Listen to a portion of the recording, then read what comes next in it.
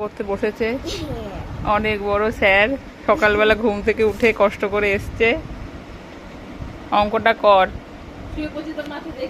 অঙ্কটা কর, সময় নষ্ট করিস নে, অঙ্কটা কর যেগুলো করতে দিয়েছি। আগের দিনের অঙ্কগুলো করতে দেওয়া হয়েছে ওকে, দেখা যাক কতটা বাজে হাতের লেখা সহকারে ও লেখে।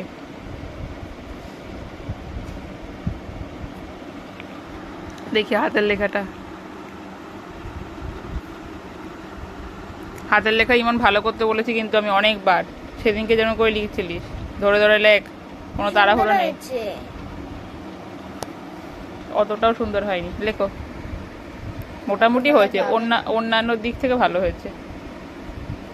এগুলো সব মা দেখবে কিন্তু, আমি ভিডিওটা করে এক্ষুনি পাঠাচ্ছি।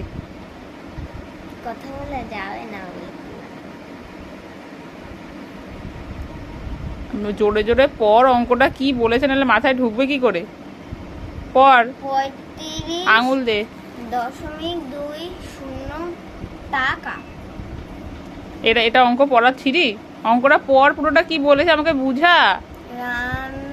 রামের আঙুল দে। 35.20 টাকা এবং মা 20 টাকা বলে না, 20 টাকা এবং মা 30.74 টাকা দিয়েছিলেন। তাহলে এখন রামের কাছে মোট কত টাকা আছে? কি করে বের করবি? যোগ। যোগ লিখবি কি?